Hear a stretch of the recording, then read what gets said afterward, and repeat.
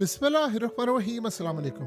जंग फिलहाल बंद है, लेकिन जो ये मनाजिर आप देख रहे हैं ये इतने तबाहकुन है कि इजराइल में सो खलबली मची है। बेत शिमश में एक बहुत बड़ा हमला हुआ है, एक धमाका है, ये अंदर से अटैक किया गया है और इजराइल में लोग ये कह रहे हैं कि नहीं, इसके पीछे ईरान का हाथ है।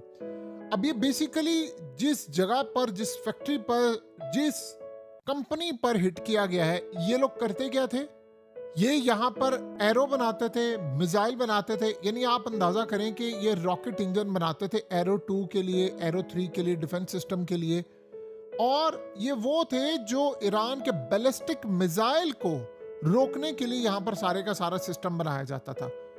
अब सिनेरियो ये हुआ कि अचानक यहाँ से इतना बड़ा धमाका होता है। ये कोई एक्सीडेंट नहीं था, लेकिन इस सूरत हाल के अंदर इन्होंने क्या किया, इजराइल की जानिब से अभी तक ये बात की जाए, ऑफिशियली अभी उन्होंने बात नहीं की। वो ये कह रहे हैं कि जी ये असल में हमने खुद, यानी वो इसराइल कह रहा है कि उन्होंने खुद एक तजर्बा किया है।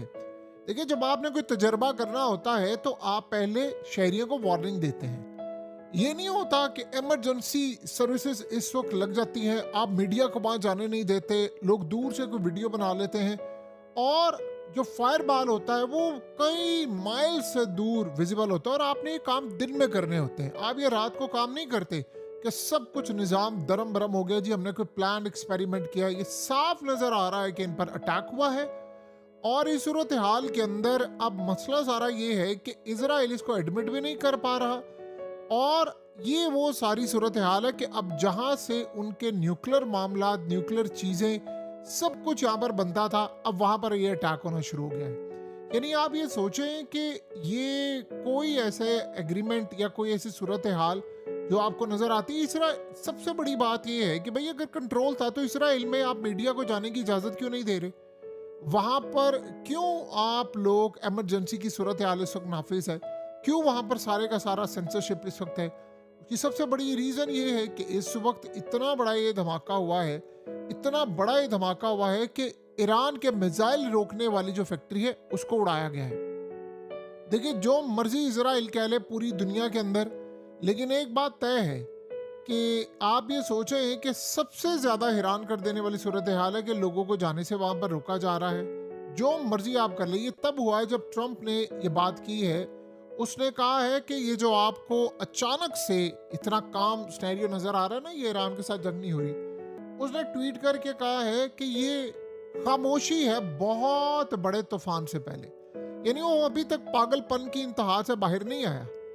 आप ये सोचें कि उसने कहा ये बहुत बड़ा जो तूफान आने वाला है, उस तूफान से पहले ये एक खामोशी है जो कि अब ये इस तूफान में बदलने वाली है। सो यहाँ से आप अंदाजा कर लें कि इस सूरत हाल में सबसे बड़ा मसला ये है कि उनकी एयरबेस पर भी अटैक होता है और ये धमाका हुआ है और पूरी तरह, यानी आप ये सोचें सरफेस टू एयर मिसाइल के लिए जो रॉकेट इस्तेमाल होते हैं, अगर आप वहां पर ये सब कुछ यानी तबाह होना शुरू हो जाए और वो खुद ही सब कुछ, यहाँ बैटरीज बनती हैं, तो ये कोई छोटी बात नहीं है ना। ये ज़हन में रहे, अब इसराइल पर अटैक नहीं हो रहा। आप गौर करें, कई चीज़ें हो रही हैं। अमेरिका के 2 F-35 की लैंडिंग हुई है और वो इमरजेंसी बेसिस पर, और ये नहीं पता कि वो कायम है या नहीं है। ड्रोन्स तबाह हुए हैं, आप सब जानते हैं। फिर उसके अलावा जो सूरत हाल है वो भी आप सब जानते हैं कि इनके टाइटन ड्रोन्स, वो भी सब कुछ। और अब ये दुनिया में देखिए, खाली इजराइल नहीं ऑपरेशन कर सकता। रीसेंट जंग के अंदर हमने देखा है कि ईरान ने बिल्डिंग्स में जो CIA के लोग थे, जो मुसाद के थे, उनको हिट किया डायरेक्टली ड्रोन से। लिहाजा उनको पता था इंफॉर्मेशन के क्या है क्या नहीं। ये आसान मामला नहीं है जो अमेरिका को इस वक्त नजर आता है दुनिया के अंदर। अब अगर इजराइल के अंदर ये काम हो रहा है तो आप ये सबसे पहले समझे कि ईरान ने इसको एडमिट ही नहीं किया।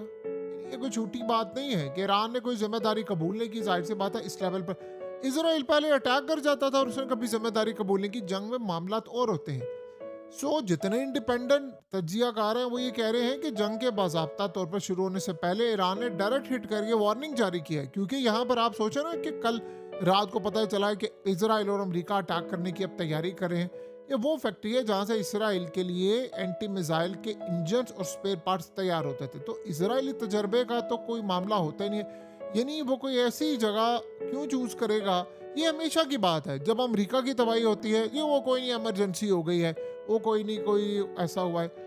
अब सबसे बड़ा मसला ये है कि एक चीज़ अभी तक बहुत सारे लोगों ने पहले सोचा कि कोई इसराइल ने खुद हमला करके कोई इन पर कार्रवाई डालने की कोशिश की है। देखिए, इसराइल ज़्यादातर ये जो काम होते हैं वो अपनी मिसाइल फैक्ट्रीज के हवाले से नहीं करता, और अभी तक उन्होंने इस बात को एडमिट ही नहीं किया कि ईरान ने ये काम किया है। होता यह है कि आप सबसे पहले बयानात इनके आना शुरू हो जाते हैं कि ईरान ने ये सब किया, फलाना किया है। यानी आप ये सोचें कि उनको अभी ईरान पर अटैक करने के लिए, जंग करने के लिए कोई ऐसा काम करने की ज़रूरत नहीं है। उनके पास बड़े जवाब है, वो कुछ भी अटैक कर सकते हैं। वो यूरेनियम को लेकर कर सकते हैं। क्या माजी में उन्होंने कोई इस तरह का काम किया है? यानी आप ये सोचें कि सबसे बड़ा मसला यहाँ पर ये हुआ है कि पूरी दुनिया के अंदर इजराइल के जो प्लान्स इस वक्त चल रहे हैं वो वैसे भी अटैक करने जा रहे हैं। तो उनको इस बात की कतन कोई परेशानी नहीं है, उनको इस बात का कतन कोई मलाल नहीं है कि ये हो क्या रहा है। ये एक लड़ाई है और इस लड़ाई ने अब होना है और होकर रहना है। सो अमेरिका के लिए चैलेंज बन गया है इजराइल के लिए कि अगर लेट से इसमें ईरान का हाथ है तो फिर सिनेरियो देखिए कहाँ तक जाता है। देखिए, ईरान इस वक्त अपनी तैयारी करके बैठा हुआ है, और आप अगर गौर करें तो जो ट्रम्प का दौरा था चाइना का, उसमें तलखियां उरूज पर है। यानी आप ये सोचें कि ट्रम्प ये जो दौरा करके आया है ये खाली हाथ वापस आया। यानी क्या है वहाँ पर, वो तो छुट्टियां मनाने के लिए गया था। यानी आप ये समझ लें कि $multi-million का जो हॉलीडे ट्रिप होता है उसने वो किया। कोई एग्रीमेंट नहीं हुआ ईरान पर, कोई ताइवान पर कंसेशन नहीं हुआ, कोई चिप्स की डील नहीं हुई, कोई रेयर अर्थ एलिमेंट्स नहीं मिले, और बोइंग एयरक्राफ्ट के जो ऑर्डर थे जो इनको रिक्वायर्ड थे वो तो मिले ही नहीं है। तो अमेरिका का सदर जाए और कोई, यानी आप समझे इतना बड़ा दौरा, और अमेरिका के सदर को कोई फैसिलिटी ना मिले, कोई एग्रीमेंट ना हो, कोई डील ना हो, तो अब ये करने के लिए क्या गए थे। तो काफ़ी ज़्यादा अमेरिका के लिए भी एक चैलेंजिंग सूरत हाल है, और वो देख रहे हैं अभी। तो देखिए, सारी दुनिया देख रही है। अभी आप देखें ना कि अमेरिका के ड्रोन्स जो असल में उन्होंने बनाए थे ईरान के खिलाफ अटैक करने के लिए, वो ड्रोन्स खुद फटना शुरू हो गए हैं। उनके बड़े नकारा सिस्टम है। ईरान ने साल काम किया है, ईरान ने वर्क हार्ड किया है, ईरान ने पैसा लगाया है, उनके इंजीनियर्स काम कर रहे थे। तो जंग अब बड़े अगले लेवल पर जाने वाली है। देखिए, इस वक्त हालत ये है कि जैसे जैसे अमेरिका के साथ ये मामलात हो रहे हैं और ये जंग की तरफ जा रहे हैं, बहुत सारे ममालिक, खासतौर पर खलीजी ममालिक, वो ईरान से बैकडोर चैनल पर मामला तय कर रहे हैं कि भाई आपने जंग नहीं करनी, आपने लड़ाई नहीं करनी, आपने ये सिनेरियो नहीं करना। काफ़ी सारी चीज़ें डिस्कस हो रही हैं। दुनिया भर में मामला इस वक्त चल रहे हैं। देखिए, बहुत सारे जो ममालिक हैं जो ईरान से जंग नहीं चाहते, खलीजी ममालिक, वो रशिया का इंतखाब कर रहे हैं और चाइना का इंतखाब कर रहे हैं, कुछ पाकिस्तान का भी इंतखाब कर रहे हैं। बैकडोर चैनल डिप्लोमेसी जारी है कि भाई जंग अगर होती है, जिसके हायर चांसेस है कि ये रिज्यूम होगी, तो उसमें वो कह रहे हैं आप हम पर अटैक ना करें, आपने हमारे मुल्क पर अटैक नहीं करना, आपने फलाना नहीं करना। और देखिए, इस वक्त सबसे बड़ा क्या मसला चला हुआ है कि जो इसराइल के खतरनाक इरादे हैं वो तो पानी, एनर्जी, ऑयल, इन पर अटैक करने जा रहे हैं। तो उन्होंने आगे प्लान क्या किया है? उन्होंने प्लान ये किया है कि जाहिर सी बात है उन्होंने खलीजी ममालिक पर अटैक करना है, इसराइल पर करना है। तो इस सारे सिनेरियो के बाद असल मसला ये है, तमाम ममालिक को पता है कि जंग छिड़ी तो कम अज कम ये 6-7 महीने से पहले दोबारा मुज़ाकरत वाली सूरत हाल में हम नहीं आएंगे। और देखिए, जंगें एक दफ़ा छिड़ जाती हैं, ख़त्म होने का नाम नहीं लेती। यहाँ पर अगर ईरान ने बहुत ज़्यादा तबाही ना की होती, आज तक आप बताएं यूक्रेन की जंग कितनी दफ़ा बंद हुई है। कभी कभी सीज फायर हो जाता है, लेकिन क्या कंटिन्यूसली वो चीज़ रुकी है? कभी भी नहीं रुकी। पूरा यूक्रेन तबाह हो गया। रशिया को इतना मसला फेस करना पड़ा है, लड़ाई है, लेकिन फिर भी लैंड भी कम से कम 25% तो हाथ से चला गया ना यूक्रेन का।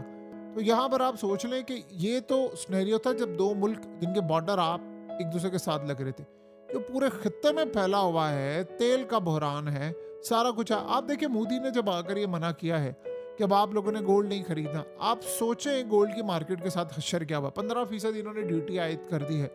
इंडिया के अंदर गोल्ड खरीदा जा रहा था। लोग इतना ज़्यादा बेजार हो चुके हुए हैं, यानी उनको समझ नहीं आ रही करना क्या। गोल्ड पर आपने जब ड्यूटी आयद की है तो उसके बाद जो बेचारा आम सराफा बाजार का या दीगर जगहों का वो ताजर है, चाहे वो इंडिया में है कहीं भी, वो तो मारा गया ना, वो कहाँ पर जाएगा। तो ये हालात इस तरह हैं कि देखिए, जिन लोगों ने 70 साल लगा दी, जो बहुत बड़े नहीं थे, ब्रांड नहीं थे, लेकिन सोना खरीदते थे, बेचते थे, जब ड्यूटी आयद हो गई है, सोने की कीमतें ऊपर चली गई हैं, तो बताएं फिर लोग कैसे खरीदेंगे? जब चीज़ महंगी होती है तो हमेशा याद रखिएगा, सबसे पहले उसकी बाइंग कम होती है।